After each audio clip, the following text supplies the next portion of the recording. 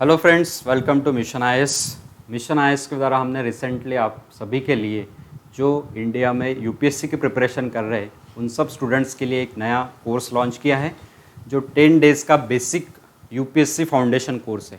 जितने भी student India में प्रिपेयर कर रहे हैं उनके लिए बेसिक चीज़ें यूपीएससी से रिलेटेड जानना बहुत ज़रूरी होता है। और ये हमने इसलिए लॉन्च किया है कि मोस्ट ऑफ द इंस्टीट्यूट होंगे इंडिया में या फिर अदर इंस्टीट्यूशंस होंगे, इस तरह का कोर्स जनरली स्टूडेंट्स के लिए अरेंज नहीं करते, जिसके लिए स्टूडेंट्स जो इंस्टीट्यूशन ज्वाइन करते हैं उनमें उनको ये बेसिक चीज़ें पहले पता नहीं होती है। सो हमारा मेन पर्पज़ यही है कि इस बेसिक फाउंडेशन के द्वारा, बेसिक कोर्स के द्वारा आपको वो सारी चीज़ें पता चले जो यूपीएससी से रिलेटेड हैं। उसके बाद फिर आप आपका एग्जैक्ट प्रिपरेशन स्टार्ट कर सकते हैं। So this is our 10 days foundation course. This is our team of Mission IS. This is about me, myself, Prashant Bhagyavant. I have given UPSC interview. I am GS faculty at Maluka IS Delhi. Also a UPSC trainer at Mission IS Amravati. So कल के जो lecture था, हमने कल के lecture में कुछ important points cover up किए थे, जिसका रिकैप मैं एक बार कर लेता हूँ। उसमें हमने पहला पॉइंट देखा था एग्ज़ाम रिलेटेड, एग्जामिनेशन पैटर्न क्या है यूपीएससी सिविल सर्विसेज का, प्रीलिम्स, मेंस और इंटरव्यू का। उसके बाद फिर हमने देखा था कि एग्जैक्टली एलिजिबिलिटी क्राइटेरिया हमारा क्या होना चाहिए। प्रीलिम एलिजिबिलिटी क्राइटेरिया में नेशनलिटी होगा, उसके बाद एज क्राइटेरिया क्या है, एजुकेशनल क्राइटेरिया क्या है, और हमारे कैटेगरी के हिसाब से हमें नंबर ऑफ़ अटैम्प्ट्स कितने हैं। सो इस तरह का जो एलिजिबिलिटी क्राइटेरिया है वो हमने देखा था। उसके अलावा बहुत सारे स्टूडेंट जो प्रिपेयर कर रहे हैं उनको नंबर ऑफ़ पोस्ट क्या है यूपीएससी हर साल फिलअप करती है। सो नंबर ऑफ़ पोस्ट हमें पता नहीं होती है, तो सर्विसेज और पोस्ट के बारे में हमने देखा था। उसके बाद जो ऑल इंडिया सर्विसेज है, मेनली 3 ऑल इंडिया सर्विसेज है जो यूपीएससी सिविल सर्विसेज एग्जामिनेशन के द्वारा भरी जाती है, जिसमें इंडियन एडमिनिस्ट्रेटिव सर्विस है, इंडियन पुलिस सर्विस है और इंडियन फॉरेस्ट सर्विस है। सो इसके लिए जो जोनल पॉलिसी है या फिर कैडर अलोकेशन पॉलिसी यूपीएससी के द्वारा, जिसके द्वारा जोन्स क्रिएट किए गए हैं जिसमें से हमें स्टेट का प्रेफरेंस देना होता है। सो एग्जैक्टली जोनल पॉलिसी या फिर कैडर अलोकेशन पॉलिसी क्या है उसके बारे में हमने कल देखा था। उसके अलावा mainly UPSC civil services examination का सिलेक्शन प्रोसीजर क्या है, प्रीलिम्स में कितने स्टूडेंट अपीयर करते हैं हर साल, मेंस में कितने और इंटरव्यू में कितने, और किस तरह से यूपीएससी जो है वो सिलेक्ट करती जाती है स्टूडेंट्स को या फिर कैंडिडेट को। सो उस तरह का जो सिलेक्शन प्रोसीजर है वो हमने देखा था। और लास्टली जो मेनली स्टूडेंट्स का एम है जो इंडिया में प्रिपेयर कर रहे हैं for the civil services examination, that is IAS, Indian administrative services, या फिर ओवरऑल हम देखें तो सिविल सर्विसेज की तैयारी सभी कर रहे हैं। So how to start for the preparing for the IAS या फिर civil services examination and when to start, इसके रिलेटेड भी हमने देखा था कि जितने जल्दी से जल्दी हम इस चीज़ को जान ले कि हमें कब स्टार्ट करना है प्रिपरेशन और कैसे करना है, तो मोस्टली बच्चे जो है वो फर्स्ट या सेकंड अटेम्प्ट में सेलेक्ट हो सकते हैं। सो ओवरऑल हमने कल के डे 1 के लेक्चर में ये सारी चीज़ें देखी थी। डे 2 के लेक्चर में हम देखने वाले हैं कुछ इंपॉर्टेंट पॉइंट्स, और आज हम फोकस करने वाले हैं टोटली प्रीलिम्स पर। जो हमारी प्रिलिमिनरी टेस्ट है उसके बाद ही हम मेंस और इंटरव्यू के लिए सिलेक्ट होंगे। सो प्रिलिमिनरी टेस्ट ही बहुत इंपॉर्टेंट स्टेप है हमारे सीएससी प्रोसीजर का। सो एग्ज़ाम प्रोसीजर में जो इम्पोर्टेंट स्टेप है पहली प्रिलिमिनरी एग्जामिनेशन, उसके रिलेटेड हम पैटर्न देखेंगे कि एग्जैक्टली यूपीएससी का पैटर्न क्या है। उसके बाद जो यूपीएससी प्रीलिम्स एग्जामिनेशन में 2 पेपर है उसके रिलेटेड डिटेल, पेपर 1 के रिलेटेड हम देखेंगे कि उसका सिलेबस क्या है, एग्जैक्टली कौन से इंपॉर्टेंट टॉपिक्स उसमें पूछे जाते हैं। उसके अलावा जीएस पेपर 2 जो है हमारा, उसमें जिसको कहा जाता है सीसैट, तो एग्जैक्टली सीसैट में कौन से टॉपिक्स हमें कवर अप करने होते हैं और सीसैट में किस तरह का वेटेज यूपीएससी ने दिया है, इसके रिलेटेड भी हम देखेंगे। उसके बाद मोस्ट इम्पॉर्टेंट पॉइंट जो हम देखेंगे UPSC civil services preliminary examination related, वो है क्वेश्चन एनालिसिस। जितने भी बच्चे प्रिपेयर कर रहे हैं मोस्टली स्टार्ट कर देते हैं अपने प्रिपरेशन को by taking the reference book और बाय टेकिंग द एनसीईआरटी, लेकिन क्वेश्चन एनालिसिस होगा या फिर सिलेबस का एनालिसिस होगा वो बहुत सारे बच्चे लैग कर देते हैं, और उसके बाद उनको पता चल जाता है कि हमने सिलेबस तो एग्जैक्टली देखा ही नहीं और हमने सारी किताबें A to Z पढ़ ली, लेकिन एग्जैक्टली क्वेश्चन का एनालिसिस या इससे हमें पता चलेगा कि कितने सब्जेक्ट को कितना वेटेज दिया है यूपीएससी ने, उसके रिलेटेड हमारी प्रीलिम्स की स्ट्रेटजी बना सकते हैं। उसके बाद लास्टली हम पॉइंट कवर अप करेंगे कि जो मोस्ट इम्पॉर्टेंट है कि प्रीलिम्स की हमारी प्लानिंग कैसे होनी चाहिए प्रिपरेशन की, और मोस्ट इम्पॉर्टेंट कि हमारी स्ट्रैटेजी क्या होनी चाहिए। मोस्टली ये जो पॉइंट है हमने कवर अप किया है by taking in conversation with the UPSC toppers also and UPSC civil services examination experts. So उसके रिलेटेड भी हम जानेंगे कि प्लानिंग और स्ट्रैटेजी क्या है। सो स्टार्ट कर देते हैं आज का सेशन, जिसमें मैं एक बार और रिकैप करूंगा कि प्रिलिमिनरी एग्जामिनेशन का पैटर्न क्या है, जिसमें हमने कल देखा था कि जीएस पेपर 1 है जिसका वेटेज है 200 मार्क्स का, जीएस पेपर 2 जिसको सीसैट कहा जाता है, जो क्वालिफाइंग इन नेचर है। इस पर मैंने बहुत फोकस किया था कल, आज भी कर रहा हूँ। सो जीएस पेपर 2 जो है हमारा वो क्वालिफाइंग इन नेचर है, यानी हमें 33% मार्क्स उसको पास करने में चाहिए। सो ये ध्यान में रखना है कि अगर हम पेपर 1 में 140 भी लाते हैं आउट ऑफ 200 और पेपर 2 में अगर हम 66 मार्क्स जो है यानी 33% जो है वो क्रॉस नहीं कर पाते, फॉर एग्जांपल हमें 200 आउट ऑफ 60 आते हैं, तो हम प्रीलिम्स पास नहीं होंगे।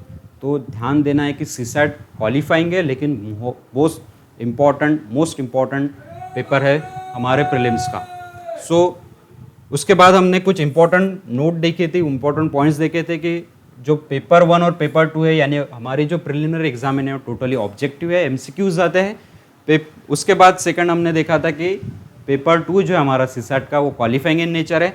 उसके बाद ये ध्यान में रखना है कि बहुत सारे स्टूडेंट को ये पता नहीं होता है कि एग्ज़ाम का जो लैंग्वेज है वो कौन सी लैंग्वेज रहेगी। तो लैंग्वेज हमें पता होनी चाहिए कि जो क्वेश्चंस है वो डिज़ाइन किए जाते हैं हिंदी और इंग्लिश में, ठीक है। उसके बाद लास्टली मैंने ये पॉइंट बताया था इम्पॉर्टेंट जो है कि प्रिलिमिनरी एग्जामिनेशन के लिए नेगेटिव मार्किंग अप्लीकेबल है। सो नेगेटिव मार्किंग क्या है, 1/3 है। सो हर गलत आंसर अगर हम करते हैं तो उसमें हमारा हर गलत आंसर के पीछे 0.33 मार्क्स जो है वो हमारे कट जाएंगे, ठीक है। सो नेगेटिव मार्किंग बहुत इंपॉर्टेंट है, हमें ध्यान में रखकर ही एमसीक्यू सॉल्व करने होते हैं प्रीलिम्स में, ठीक है। So this was all about the UPSC exam prelims pattern. So उसके बाद हम देखेंगे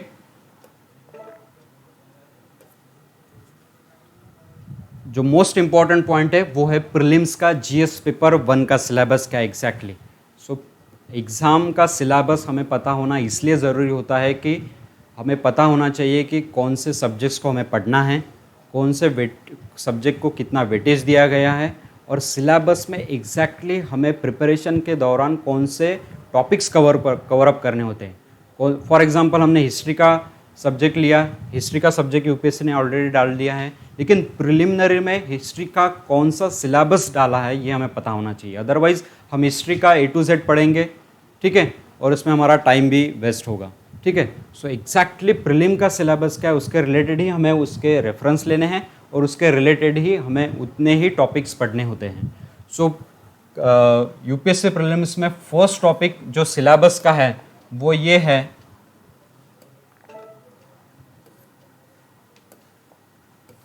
पहला टॉपिक जो है वो है current events of national and international importance, यानी पहला जो टॉपिक है वो करंट अफेयर्स का है।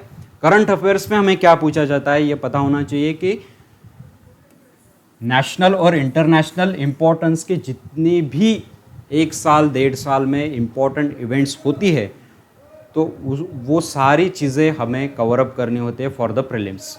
उसके रिलेटेड कोई भी क्वेश्चंस हमें पूछा जा सकता है इन द प्रीलिम्स, ठीक है। जो रिसेंट इवेंट्स है, रिसेंट अपॉइंटमेंट्स है, रिसेंट कमिटीज़ हैं, रिसेंट ऑर्गेनाइजेशंस के कुछ समिट्स हुए हैं, सो इसके रिलेटेड रिसेंट स्पीसीज़ है फॉर द एनवायरनमेंट। सो ये सारी चीज़ें जो रिसेंटली 1-1.5 साल में हुई है वो सारी चीज़ें फोकस करती है यूपीएससी प्रीलिम्स एग्जामिनेशन में under the current affairs topic. Next is history of India and Indian national movement, यानी ब्रिटिश भारत में आने के बाद 1947 तक के हमारा इंडिपेंडेंस डे तक के, हमें इंडिपेंडेंस मिलने तक के ये सारी चीज़ें जो है हिस्ट्री में जो हुई है, इम्पॉर्टेंट इवेंट्स होंगे, इम्पॉर्टेंट मोमेंट्स होंगे, इम्पॉर्टेंट पर्सनालिटीज़ होंगी, सारी चीज़ें जो है वो इस टॉपिक में कवर की जाती हैं। उसके बाद नेक्स्ट टॉपिक है वो है इंडिया एंड वर्ल्ड ज्योग्राफी। एक ध्यान देने वाली चीज़ है कि यहाँ पे हिस्ट्री में उन्होंने वर्ल्ड हिस्ट्री नहीं पूछा है, यानी ये जो वर्ल्ड हिस्ट्री है ये यूपीएससी कहाँ कवरअप करेंगी, मेंस में। सो ध्यान दें कि प्रीलिम्स में आपको वर्ल्ड हिस्ट्री पूछी नहीं जाती, प्रीलिम्स में आपको सिर्फ इंडिया के रिलेटेड, इंडियन नेशनल मूवमेंट के रिलेटेड ही पूछा जाता है। लेकिन ज्योग्राफी जो इंडिया की और वर्ल्ड की इंटर रिलेटेड ही होती है। फॉर एग्जांपल इंडिया में जो वोल्केनोज है, एक्टिव हो गए, इनएक्टिव हो गए, वो वर्ल्ड के अदर रीजन्स में भी है। यानी क्या कि ज्योग्राफी के मोस्ट ऑफ द कंसेप्ट जो है वो किसी भी रीजन से वर्ल्ड्स के रिलेटेड कंपैरेटिवली रहते हैं, इसलिए हमें ज्योग्राफी जो है वो कंपैरेटिवली पढ़ना होता है इंडिया का और वर्ल्ड का। ठीक है, उसके बाद India and world geography related हमें एग्जैक्टली क्या पढ़ना है, उसमें फिजिकल यानी प्राकृतिक भूगोल हमें पढ़ना होता है। उसके बाद सामाजिक यानी सोशल ज्योग्राफी भी है। उसके बाद इकोनॉमिक ज्योग्राफी है। उसके बाद ये ओवरऑल जो है वो चीज़ें कवर अप करता है इंडिया और वर्ल्ड ज्योग्राफी को।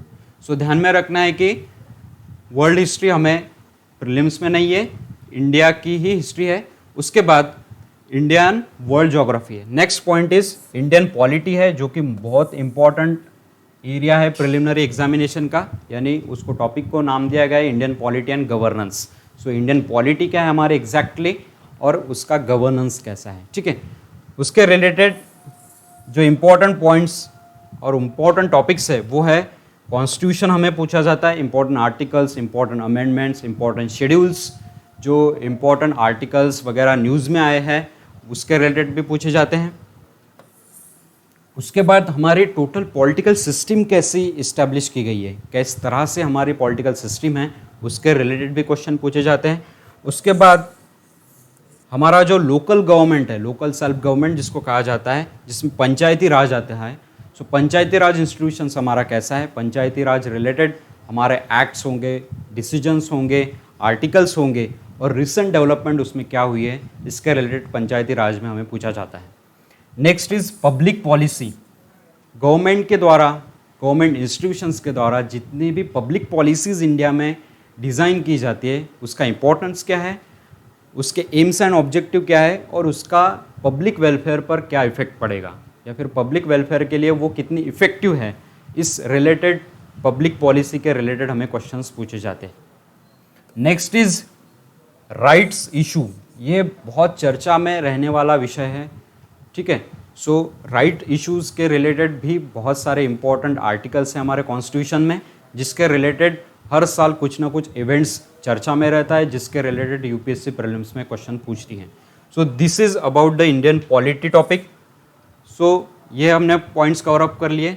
नेक्स्ट जो पॉइंट्स है प्रीलिम्स के पेपर वन में, जीएस के पेपर 1 में, वो है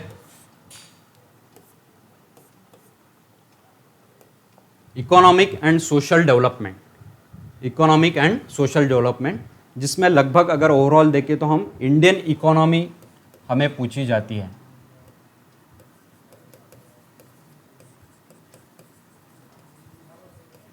इंडियन इकोनॉमी टोटली पूछी जाती है, जिसमें सस्टेनेबल डेवलपमेंट फिर इन्होंने बाइफर्केट किया है या फिर टॉपिक को थोड़ा सा डिस्ट्रीब्यूट करके हमें दिया है कि सस्टेनेबल डेवलपमेंट, सर्वसमावेशक विकास जिसको हम कहते हैं, उसके रिलेटेड जो न्यूज़ में टॉपिक्स है, रिलेटेड टर्म्स है, वो पूछी जाएंगी।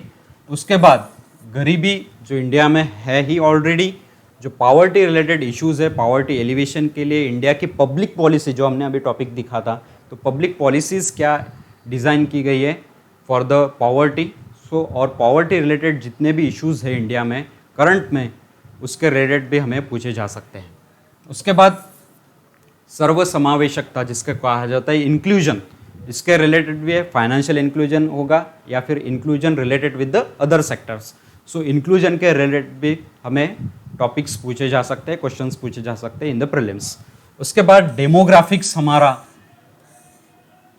ठीक है, ये रिलेटेड विद द सेंसस होता है बाय बेसिक, और एग्जैक्टली डेमोग्राफिक्स हमारे इंडिया में किस तरह का है, ठीक है।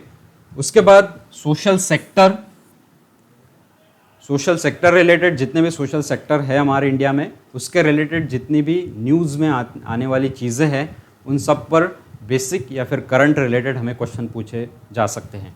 उसके बाद सोशल सेक्टर रिलेटेड ही जितने भी इम्पोर्टेंट इनिशिएटिव्स है गवर्नमेंट के द्वारा या फिर सोशल इंस्टीट्यूशंस होंगे इंडिया में या फिर अदर प्राइवेट इंस्टीट्यूशंस होंगे जो सोशली कुछ इम्पॉर्टेंट इनिशिएटिव्स लेते हैं under the social sector, so government related, ठीक है, और सोशल इंस्टीट्यूशंस जितने भी है हमारे इंडिया में रन कर रहे हैं, उनके रिलेटेड जितनी भी चीज़ें न्यूज़ में आती है उसके रिलेटेड हमें पूछे जा सकते हैं इस टॉपिक में।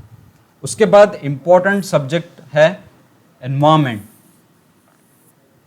सो एनवायरनमेंट एक बहुत इम्पॉर्टेंट टॉपिक है हमारे प्रिलिमिनरी एग्जामिनेशन में। सो एनवायरनमेंट के रिलेटेड जनरल इश्यूज़ पूछे जाते हैं जो बेसिक होंगे या फिर करंट पे होंगे। हम देखते हैं कि एनवायरनमेंट में बहुत सारी चीज़ें रिसेंटली हुई है, बहुत सारी चीज़ें रिसेंटली हम न्यूज़पेपर में, मैगजीन्स में देखते हैं कि एनवायरनमेंट रिलेटेड अंडर न्यूज़ हैं। सो न्यूज़ में जितनी भी चीज़ें हैं एनवायरनमेंट के रिलेटेड, वो सारी चीज़ें इसमें पूछी जा सकती हैं। बेसिक की अगर बात करें हम तो एनवायरमेंटल इकोलॉजी, इसके रिलेटेड पूछे जा सकते हैं क्वेश्चन। उसके बाद बायोडाइवर्सिटी है हमारी जैव विविधता, उसके रिलेटेड पूछे जा सकते हैं। और करंट में जो हमेशा चर्चा में रहने वाला विषय है वो है क्लाइमेट चेंज। सो क्लाइमेट चेंज के रिलेटेड बहुत सारे क्वेश्चंस हर साल यूपीएससी के प्रीलिम्स में पूछे जाते हैं। उसके रिलेटेड ऑर्गेनाइजेशंस होंगी, उसके रिलेटेड समिट्स होंगी, ऑर्गेनाइजेशंस की जितनी भी होंगी उसके रिलेटेड क्वेश्चंस पूछे जा सकते हैं। लेकिन यहाँ पे यूपीएससी ने ये भी मेंशन किया है कि ये सारी चीज़ें पढ़ने के बाद हमें ये ध्यान में रखना है कि ये जो सब्जेक्ट है ये स्पेशलाइजेशन की डिमांड नहीं करता। So this do not require subject specialization, यानी जनरल चीज़ें ही हमें पता होनी चाहिए।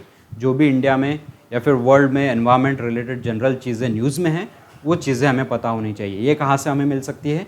अगर हम रेगुलरली न्यूज़पेपर पढ़ें, मैगजीन्स जो होंगे इम्पॉर्टेंट उसको ध्यान में रखें। सो इससे रिलेटेड हम टॉपिक्स कवर कर सकते हैं एनवायरनमेंट रिलेटेड। और लास्टली जो इम्पोर्टेंट टॉपिक है यूपीएससी प्रीलिम्स के जीएस पेपर 1 का, वो है general science. General science related हमें क्वेश्चंस पूछे जा सकते हैं प्रीलिम्स में। सो जनरल साइंस में बेसिकली फिजिक्स होगा, केमिस्ट्री होगा और बायोलॉजी होगा। उसके रिलेटेड बेसिक जो क्वेश्चंस है वो डिज़ाइन किए जाते हैं for the UPSC preliminary examination. So UPSC prelims के अंडर हमने देखा कि पहले करंट अफेयर्स के टॉपिक है, उसके बाद history of India and Indian national movement है, उसके बाद इंडियन वर्ल्ड ज्योग्राफी है, उसके बाद इंडियन पॉलिटी एंड गवर्नेंस है, next is economic and social development, यानी मैंने स्पेसिफिकली बताया कि इंडियन इकोनॉमी रिलेटेड हमें क्वेश्चन पूछे जा सकते हैं। उसके बाद जनरल इश्यूज जो है एनवायरनमेंट के, उसके रिलेटेड हमें क्वेश्चंस पूछेंगे।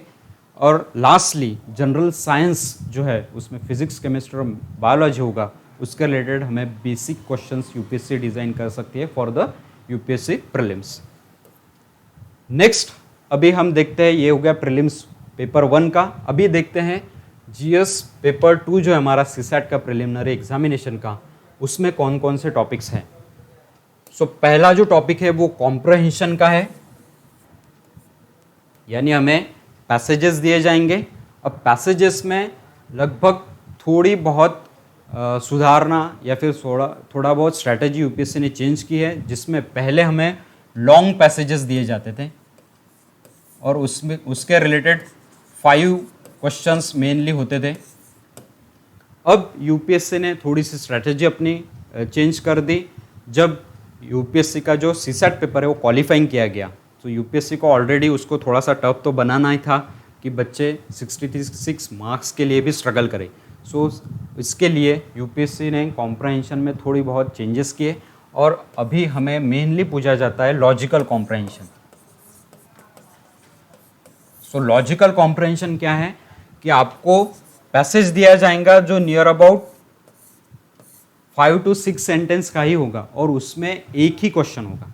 सो एक क्वेश्चंस के लिए फिर हमें उस पैराग्राफ को पढ़ना और मेनली वो क्वेश्चंस होता है कि जो पैसेज है उसमें ऑथर की जो पॉइंट ऑफ व्यू है वो एग्जैक्टली क्या है। सो इससे हमारा टाइम भी कंज्यूम हो जाता है और हमें फिर स्ट्रगल करना पड़ता है कि कॉम्प्रहेंशन में मार्क्स कैसे लाए एग्जैक्टली। सो कॉम्प्रहेंशन थोड़ा सा डिफ़िकल्टी लेवल ऑलरेडी यूपीएससी ने बढ़ाई है, सो इसको ध्यान में हमें रखना है। उसके बाद इंपॉर्टेंट टॉपिक है next interpersonal skill including communication skill. इसके रिलेटेड भी 1 और 2 क्वेश्चंस हार्डली यूपीएससी डिज़ाइन करता है in the CSAT paper. Next is logical reasoning and analytical ability. ये बहुत इंपॉर्टेंट टॉपिक है आफ्टर कॉम्प्रहेंशन। इसके रिलेटेड भी बहुत सारे क्वेश्चंस यूपीएससी डिज़ाइन करती है in the preliminary examination. So near about 20 to 30 के आसपास क्वेश्चंस तो इसके रिलेटेड ही रहते हैं। कॉम्प्रहेंशन की अगर हम बात करें तो near about 20 to 25 small passages design किए जाते हैं सीसैट के पेपर में। इसके रिलेटेड हमने देखा कि 1 to 2 क्वेश्चंस लॉजिकल रीजनिंग और एनालिटिकल एबिलिटी में 20 to 30 क्वेश्चंस डिज़ाइन किए जाते हैं। Decision making and problem solving के जो टॉपिक है वो हर साल यूपीएससी पूछेगी ही ऐसा नहीं है। सो कोई साल यूपीएससी डिसीजन मेकिंग के क्वेश्चन पूछती भी है और कुछ साल नहीं भी पूछे गए हैं। सो डिसीजन मेकिंग के related hardly 2 to 5 questions mainly design किए जाते हैं by the UPSC. General mental ability जो है वो इम्पॉर्टेंट टॉपिक है, उसके रिलेटेड भी नियर अबाउट 10 to 15 क्वेश्चंस हर साल रिफ्लेक्ट होते हैं हमारे प्रिलिमिनरी एग्जामिनेशन में। सो ये हो गए कुछ टॉपिक्स सीसैट के जीएस पेपर 2 के प्रीलिम्स के। उसके बाद दूसरे टॉपिक जो है वो है बेसिक न्यूमरसी, यानी सिंपल भाषा में कहा जाए तो मैथमेटिक्स का ये पार्ट है। सो बेसिक न्यूमरसी में हमें नंबर्स होंगे, उनके रिलेशंस होंगे,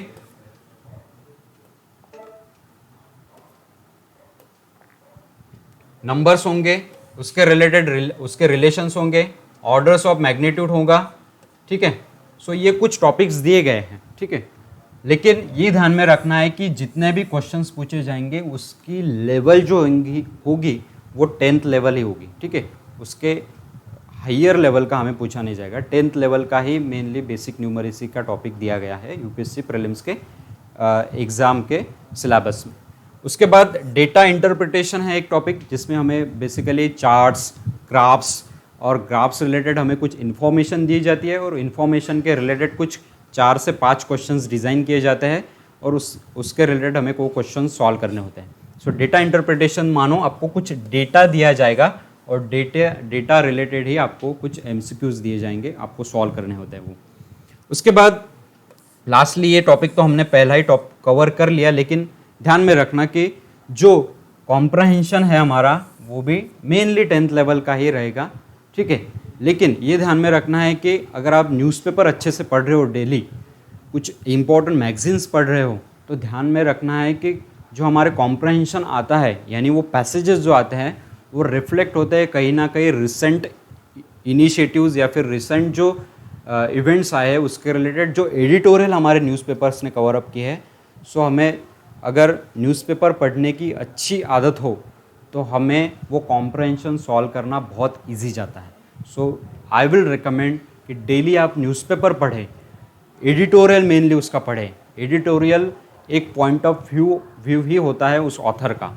सो अगर हम उसको ही प्रिलिमिनरीली समझने की कोशिश करें तो हमें कॉम्प्रहेंशन जो है यूपीएससी प्रीलिम्स का वो हार्ड नहीं जाएगा। सो एडिटोरियल हमें जो इम्पोर्टेंट एडिटोरियल है वो डेली अच्छे से पढ़ने ही है, ठीक है। सो ये हो गए सीसैट के टॉपिक्स प्रिलिमिनरी एग्जामिनेशन में कौन से पूछे जाते हैं। अब एक इम्पॉर्टेंट नोट ये है कि कुछ बच्चों को ये नहीं पता होता है कि अगर हमने एक पेपर दिया प्रिलिमिनरी एग्जामिनेशन का और सेकंड अगर हमने अटेंड नहीं किया तो क्या हम क्वालिफाई कर पाएंगे या नहीं कर पाएंगे। सो यूपीएससी हर साल अपने नोटिफिकेशन में कुछ इम्पोर्टेंट नोट या फिर कुछ इम्पोर्टेंट पॉइंट डिनोट करती ही है और उसमें का ही ये इम्पोर्टेंट पॉइंट है कि यूपीएससी ने बताया है कि it is mandatory for the candidate to appear in both the papers of civil services prelim examination, यानी आपको दोनों भी पेपर देने हैं, otherwise a candidate will be disqualified. अगर आपने एक पेपर दिया एक नहीं दिया तो आप डिसक्वालीफाइड होंगे, आपके पेपर चेक नहीं किए जाएंगे, आप प्रीलिम्स पास नहीं होंगे। सो ध्यान में रखना है कि आपको दोनों भी पेपर देने हैं फॉर द प्रीलिम्स। सो ये एक इम्पॉर्टेंट नोट थे। उसके बाद जो हमारा फोर्थ इम्पॉर्टेंट पॉइंट है वो है कि हमें सिलेबस पता है, हमें सिलेबस जानने की कोशिश की। उसके बाद मेनली कौन से टॉपिक पर या फिर कौन से सब्जेक्ट्स पर कितना वेटेज हर साल यूपीएससी दे रही है, उसके रिलेटेड भी जानकारी हमें होना बहुत ज़रूरी है। सो अगर हमने 2011 से अगर जानने की कोशिश की तो लगभग इस चार्ट को देखने के बाद आपको पता चलेगा कि हर सब्जेक्ट को डिफरेंट ईयर में डिफरेंट टाइप ऑफ वेटेज दिया गया है। यानी हर साल अगर मानो हम करंट अफेयर्स के, तो करंट अफेयर्स के एक ही नंबर ऑफ क्वेश्चन नहीं पूछे गए। यानी फॉर एग्जांपल अगर करंट अफेयर्स की बात करें तो 2011 में 13 क्वेश्चंस थे, 2012 में एक ही क्वेश्चंस था, उसके बाद क्वेश्चन नहीं था, लेकिन उसके बाद क्वेश्चंस बढ़ते रहे हैं और अप्रोक्सीमेटली नियर अबाउट 20 क्वेश्चंस तो करंट रिलेटेड हर साल पूछे गए हैं। सो हमें ध्यान में रखना है कि करंट अफेयर्स हमारे प्रिलिमिनरी एग्जामिनेशन के लिए कितना इंपॉर्टेंट है। उसके बाद अदर रिलेटेड अगर हमने देखा, फॉर एग्जांपल हिस्ट्री के रिलेटेड देखा, तो अप्रोक्सीमेटली हम बता सकते हैं कि 15 to 18 क्वेश्चन हर साल हिस्ट्री में पूछे गए हैं अगर हम एवरेज की बात करें तो। ज्योग्राफी रिलेटेड अगर हमने एवरेज निकाला तो नियर अबाउट 12 to 16 क्वेश्चंस हर साल पूछे गए हैं अंडर ज्योग्राफी सेक्शन। पॉलिटी की अगर बात करें, जो मोस्ट इंपॉर्टेंट और फेवरेट एरिया है यूपीएससी का, इस बार के अगर हम प्रीलिम देखें तो उसमें भी हमने देखा कि मोस्टली वेटेज दिया गया था पॉलिटी को। सो नियर अबाउट पॉलिटी का अगर हम बात करें तो 18 to 22 के आसपास क्वेश्चन हर साल अप्रोक्सीमेटली पूछे गए हैं। इकोनॉमी की अगर हम बात करें तो इकोनॉमी में भी नियर अबाउट 10 to 16 और 18 क्वेश्चंस इकोनॉमी में भी पूछे गए हैं। इकोनॉमी भी एक one of the favourite area है यूपीएससी का, ठीक है। Next is science and tech, जो कि मोस्ट इंपॉर्टेंट एरिया है, उसमें भी नियर अबाउट 10 to 15 क्वेश्चंस कई साल 19 के आसपास भी क्वेश्चंस पूछे गए हैं। यानी साइंस एंड टेक भी इंपॉर्टेंट टॉपिक है, जिसमें हमने जनरल साइंस देखा था टॉपिक। जनरल साइंस में ही टॉपिक ऐड होता है साइंस एंड टेक का। साइंस एंड टेक में जो रिसेंट इवेंट्स या फिर recent current affairs related topics होंगे साइंस के रिलेटेड, फॉर एग्जांपल स्पेस के रिलेटेड होगा, नैनो टेक्नोलॉजी के रिलेटेड होगा, बायोटेक के रिलेटेड होगा, ठीक है। उसके रिलेटेड जो टॉपिक्स न्यूज़ में हैं इंडिया में पिछले 1-1.5 साल में, वो टॉपिक्स पूछे जाएंगे आपको under the science and tech section. और उसके बाद मोस्ट इम्पॉर्टेंट एरिया है एनवायरनमेंट का। एनवायरनमेंट में भी अगर हमने अप्रॉक्सीमेटली वेटेज देखा तो 15 to 18 क्वेश्चंस हर साल पूछे गए हैं एनवायरनमेंट के रिलेटेड। सो ये हो गया पेपर का एनालिसिस, जिसके बाद हमें पता चलता है कि हमें किस टॉपिक को या फिर किस सब्जेक्ट को कितना वेटेज देना है। अभी अगर इस एनालिसिस को हम देखें तो यूपीएससी का हमें पता चलेगा कि यूपीएससी ने किसी एक सब्जेक्ट को ज़्यादा इम्पोर्टेंस नहीं दिया है। यानी क्या कि कोई एक सब्जेक्ट के रिलेटेड हर साल ज़्यादा क्वेश्चंस नहीं पूछे गए हैं। उसको उन्होंने यूपीएससी ने क्या किया है कि हर क्वेश्चन को, हर टॉपिक को हर साल जितना वेटेज देना है उतना ही दिया है। यानी हर साल क्वेश्चन जो है वो डिफरेंट आते गए हैं, नंबर ऑफ डिफरेंट क्वेश्चंस आते गए हैं। सो हमें ध्यान में रखना है कि किसी एक सब्जेक्ट को हमें ज़्यादा इंपॉर्टेंस नहीं देना है, ठीक है। सारे जो टॉपिक्स या फिर सिलेबस रिलेटेड जो सब्जेक्ट है उनको उतना ही वेटेज देना है जितना हम अदर टॉपिक्स या फिर अदर सब्जेक्ट को देंगे। सो ये हो गया प्रीलिम्स का क्वेश्चंस का एनालिसिस।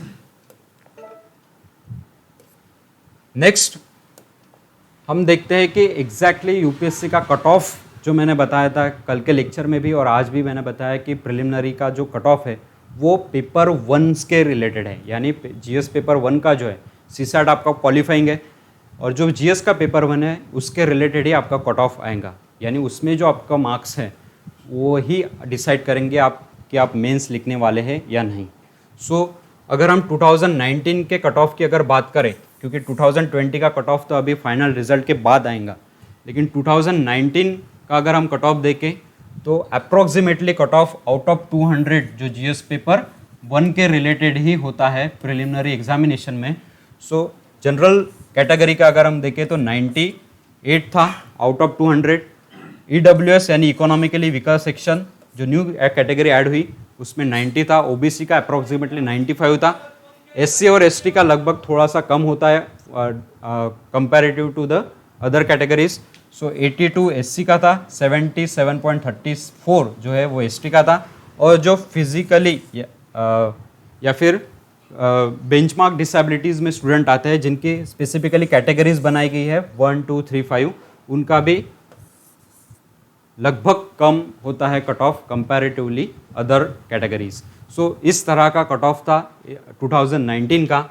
सो हमें पता होना चाहिए कि अप्रोक्सीमेटली अगर हम बात करें तो आउट ऑफ 200 हमें 100 मार्क्स चाहिए ही चाहिए अगर हमें प्रीलिम्स क्वालिफाई करनी है तो। यानी क्या कि आउट ऑफ 100 क्वेश्चंस हमारे 50 क्वेश्चंस जो है वो सही आने चाहिए। सो ये ध्यान में रखना है कि नियर अबाउट 100, 110 के आसपास की हमारी टारगेट होनी चाहिए।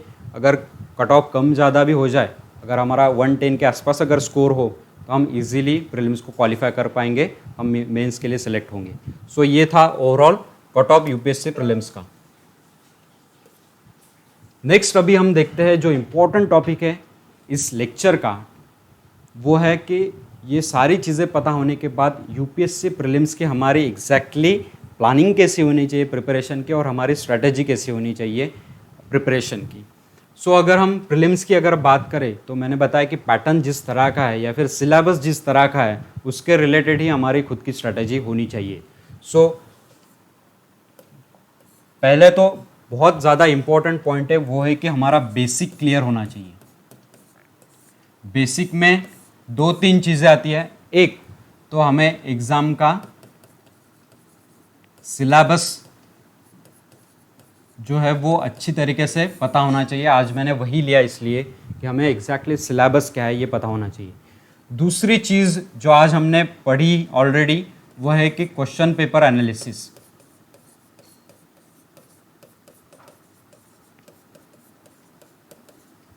क्वेश्चन पेपर का एनालिसिस यानी हर साल यूपीएससी के क्वेश्चंस हर सब्जेक्ट में कैसे किस तरह से आ रहे हैं, किस तरह से यूपीएससी वेटेज दे रही है हर सब्जेक्ट्स को।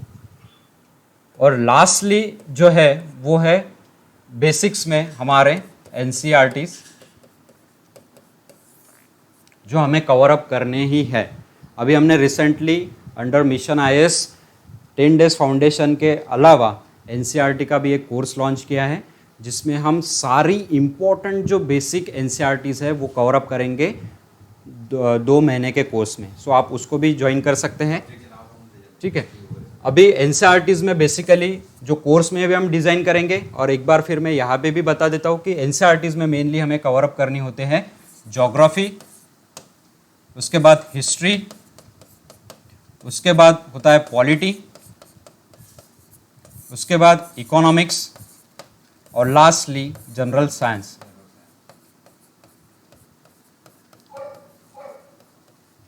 ठीक है।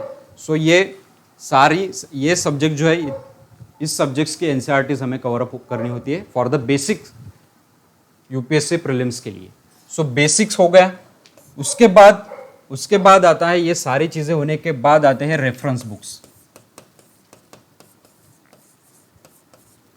कुछ स्टूडेंट्स या फिर कैंडिडेट्स जो है वो डायरेक्टली रेफरेंस बुक्स पर चले जाते हैं। कुछ रेफरेंस बुक्स पढ़ने के बाद उनको पता चल जाता है कि हमें वो बुक्स समझ में ही नहीं आ रहा है, यानी क्या कि हमने बेसिक जो है वो पढ़ा ही नहीं, और A to Z बच्चे उस बुक को रेफरेंस बुक को पढ़ना शुरू कर देते हैं। फिर उन्हें लगता है कि हमने सिलेबस नहीं पढ़ा, हमें सिलेबस ही नहीं पता, हमने क्वेश्चन एनालिसिस से नहीं किया तो इसका मतलब हमें किस टॉपिक को कितना वेटेज देना है ये भी नहीं पता, और उसके बाद बेसिक नहीं पढ़ा तो बहुत सारे कंसेप्ट जो है हमारे अनक्लियर रह जाते हैं क्योंकि हमने एनसीईआरटी ही नहीं पढ़ा होता है। सो रेफरेंस बुक डायरेक्टली हमें नहीं पढ़ना है, स्टेप वाइज हमें प्रीलिम्स की स्ट्रैटेजी अपनी बनानी है।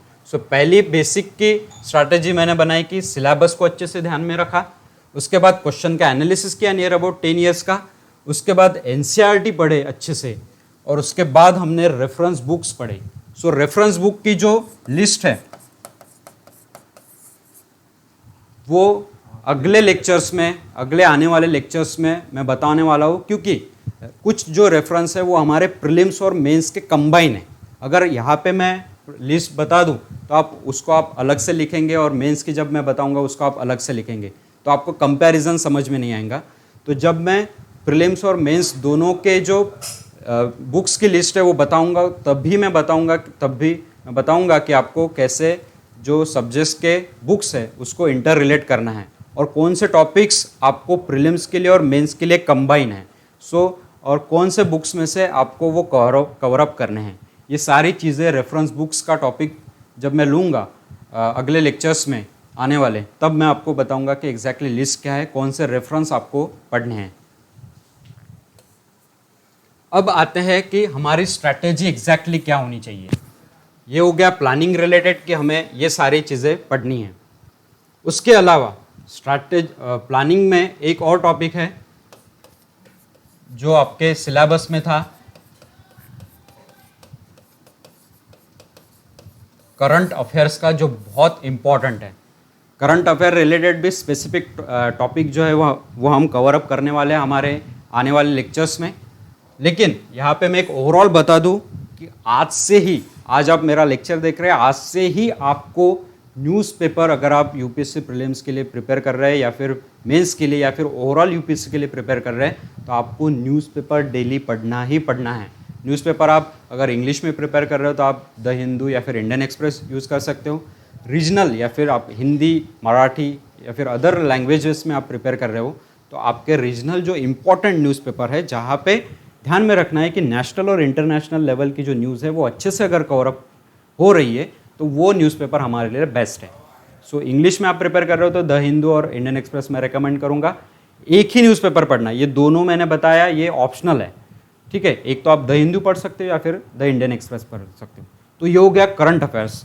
क्योंकि मैं आपको बता देता हूँ कि अगर आपने न्यूज़पेपर अच्छे से पढ़ा तो आपके मोस्ट ऑफ द क्वेश्चन जो है वो आपके सॉल्व होंगे, क्योंकि जो मैगजीन्स मार्केट में अवेलेबल हैं वो गिस्ट निकालते हैं न्यूज़पेपर से ही। सो अगर आप न्यूज़पेपर कंटिन्यूसली 1 ईयर, 1.5 साल का अच्छे से रेगुलरली डेली पढ़ रहे हो तो आपको करंट अफेयर्स अदर सोर्सेज से करने की भी ज़्यादा ज़रूरत नहीं पड़ेगी, ठीक है। सो न्यूज़पेपर आपको अच्छे से थोरोली पढ़ना है। न्यूज़पेपर कैसे पढ़ना है, हाउ टू रीड न्यूज़पेपर, इसके रिलेटेड भी आने वाले लेक्चर्स में एक टॉपिक है कि how to read newspaper effectively. ये टॉपिक मैं तब कवर अप करूँगा, तब आपको पता चलेगा कि एग्जैक्टली न्यूज़पेपर में से कौन सी चीज़ें हमारे लिए इंपॉर्टेंट है। सो उसके रिलेटेड भी हम देखेंगे। लेकिन ये ध्यान में रखना है कि करंट अफेयर्स जो है वो इम्पॉर्टेंट टॉपिक है और न्यूज़पेपर आज से ही आपको स्टार्ट करना है रीडिंग, ठीक है। अब देखते हैं स्ट्रैटेजी की अगर हम बात करें। स्ट्रैटेजी की अगर हम बात करें तो जो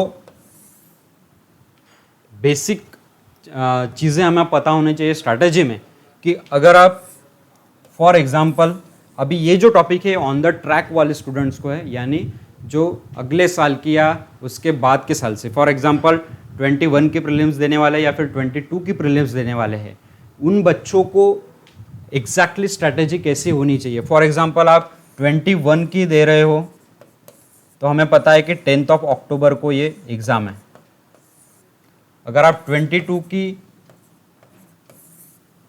देने वाले हो तो अप्रोक्सीमेटली वो आने वाले साल में जून या फिर जुलाई के आसपास रहेगी। सो इस तरह से ही हमें स्ट्रैटेजी बनानी है कि फॉर एग्जांपल अगर आप 10 अक्टूबर को दे रहे हो तो आपके पास लगभग अभी भी 3-4 महीने हैं, ठीक है। सो 3-4 महीने की स्ट्रैटेजी आप बना सकते हो। उसके बाद प्रिलिमिनरी एग्जामिनेशन आपके पास 1 साल है, तो वहाँ की कैसी स्ट्रैटेजी हमें बनानी है, उसके लिए कैसी स्ट्रैटेजी हम बना सकते हैं, उसके रिलेटेड भी स्ट्रैटेजी है, ठीक है। सो प्रीलिम्स के लिए स्ट्रैटेजी और मेंस प्रीलिम्स के लिए स्ट्रैटेजी इस साल की और उसके अगले साल की, ये डिटेल में आने वाले लेक्चर में बताने वाला हूँ कि एग्जैक्टली 1 ईयर की स्ट्रैटेजी कैसे होनी चाहिए। जो बच्चे ग्रेजुएशन के दौरान पढ़ाई कर रहे हैं यानी उनके लिए 3 ईयर्स की स्ट्रैटेजी कैसे होनी चाहिए। जो 10 से ही स्टार्ट कर रहे हैं उनको अभी से बेसिक क्या पढ़ना है, और जो ऑन द ट्रैक स्टूडेंट है, यानी ग्रेजुएशन कंप्लीट हुआ और अभी वो 1 साल में प्रिपेयर करके अपना अटेम्प्ट देने वाले हैं, तो उनके लिए 1 साल की स्ट्रेटेजी कैसे होगी। और लास्टली जो वर्किंग स्टूडेंट है, यानी जो वर्क करके भी प्रिपरेशन कर रहे हैं फॉर द सिविल सर्विसेज, उनकी strategy, exam strategy, daily schedule कैसा होना चाहिए, इसके रिलेटेड डिटेल आने वाले लेक्चर्स में आने वाले हैं। ठीक है, सो ये एक तरह की प्लानिंग है जो मैंने बताई आपके लिए प्रीलिम्स की, कि अगर आप स्टार्ट कर रहे हो तो आपको बेसिक से स्टार्ट करना है, उसके बाद फिर रेफरेंस बुक्स और अदर सोर्सेज पे जाना है। So this was all about the planning and strategy. अब आते हैं हमारे एक न्यू इनिशिएटिव्स पर, जो हम वीकली इस 10 डेज़ के फाउंडेशन कोर्स के दौरान और एनसीईआरटी कोर्स के दौरान लेने वाले हैं, जो कि है हमारा वीकली डाउट क्लियरिंग सेशन, जिसके लिए हमारे पास स्पेशल गेस्ट होंगे हमारे मिशन आईएएस के स्टूडेंट मिस्टर विशाल नरवाड़े सर, जो कि अभी आईएएस है, असिस्टेंट कलेक्टर है, और उनकी रैंक आई थी 91 2020 में, जो हमें मदद करेंगे डाउट क्लियरिंग सेशन में। डाउट क्लियरिंग सेशन का मेन पर्पस स्टूडेंट के लिए ये है कि जितने भी इंडिया में प्रिपेयर कर रहे स्टूडेंट, अभी कोविड का टाइम चल रहा है, तो बहुत सारे स्टूडेंट ऑनलाइन ही क्लास करके ही अपना प्रिपरेशन कर रहे हैं। ऑफलाइन तो क्लासेस बंद है, लेकिन ऑनलाइन क्लास करते वक्त बहुत सारी डाउट्स स्टूडेंट्स को आती हैं जो लगभग सॉल्व नहीं हो पाती, और प्रिपरेशन के दौरान डाउट्स अगर हमारे नहीं क्लियर नहीं हुए तो वो चीज़ें हमें पता नहीं चले कि एग्जैक्टली हमें क्या करना है। सो जितने भी आपके डाउट्स होंगे prelims related, mains related, mains में भी आपके एसे रिलेटेड होंगे, जीएस पेपर के रिलेटेड होंगे, आपके ऑप्शनल के रिलेटेड होंगे, ये सारी चीज़ें, आपके प्रिपरेशन की स्ट्रैटेजी कैसी होनी चाहिए, आप कहाँ लैग कर रहे हो, ये सारी डाउट्स जो है वो सेशन में हम रखेंगे। तो लगभग ये हर हफ्ते एक लेक्चर रहेगा, जिसमें मैं और विशाल नरवाड़े सर दोनों आपके डाउट्स जो है वो सॉल्व करेंगे। आपके डाउट्स आप हमें सेंड भी कर सकते हैं थ्रू द मैसेज, और जो वीकली जो हमारा डाउट सेशन रहेगा उसमें आप 1-to-1 भी हमें क्वेश्चन पूछकर आपके डाउट्स क्लियर कर सकते हैं। सो ये सेशन रहेगा वीकली डाउट का। और नेक्स्ट अभी मैं बता दूं कि इस 10 डेज़ के फाउंडेशन के कोर्स के साथ हमने एक बेसिक एनसीईआरटी कोर्स का स्टार्ट किया है, जो लगभग 10 जून से स्टार्ट होने वाला है। सो इसमें हम बेसिक एनसीईआरटी 6 to 12 सारी कवर अप करेंगे। टोटल बेसिक सिलेबस जो है आपके प्रीलिम्स यूपीएससी का होगा या फिर एमपीएससी का होगा, उसमें लगभग कवर अप किया जाएगा। मेनली प्रीवियस ईयर क्वेश्चंस में एनसीईआरटी रिलेटेड टॉपिक्स कैसे रिफ्लेक्ट होते हैं, ये भी उसमें हम कवर अप करेंगे। उसके साथ साथ जो एनसीईआरटीज़ है उसमें आपको डेली प्रैक्टिस क्वेश्चंस भी मिलेंगे, जो आप सॉल्व कर पाएंगे और आपके टॉपिक्स क्लियर होते जाएंगे। उसके बाद ये जो टॉपिक है ध्यान में रखना है कि एमपीएससी और यूपीएससी के जितने भी एग्ज़ाम बिगिनर है, जिन्होंने प्रिपरेशन स्टार्ट की है, उनके लिए बहुत ज़्यादा इम्पॉर्टेंट है, क्योंकि पूरी इंडिया में इस तरह का कोर्स कोई नहीं ले रहा है। सिर्फ मिशन आईएएस के द्वारा हमने ये बेसिक कोर्स रिसेंटली लॉन्च किए हैं, तो इसका आप इसको ज़रूर ज्वाइन करें। सो इस तरह का एक बेसिक एनसीईआरटी कोर्स लगभग शुरू होने वाला है, सो आप इसको ज्वाइन कर सकते हैं। नेक्स्ट लेक्चर में हम देखेंगे कि UPSC mains related important points क्या है। आज के लेक्चर में हमने देखा था कि प्रीलिम्स रिलेटेड इम्पॉर्टेंट क्या है, प्रीलिम्स का पैटर्न क्या है, प्रीलिम्स में एग्जैक्टली सिलेबस क्या है, प्रीलिम्स के लिए हमारी स्ट्रैटेजी क्या होनी चाहिए, क्वेश्चन एनालिसिस के रिलेटेड हमने देखा, और उसके रिलेटेड ही नेक्स्ट लेक्चर में हम देखेंगे कि मेंस की स्ट्रैटेजी क्या है और मेंस रिलेटेड इंपॉर्टेंट पॉइंट्स हमें क्या पता होने चाहिए before preparation. So next lecture में हम देखेंगे यूपीएससी मेंस का syllabus. This was all about today's lectures. All the best, thank you.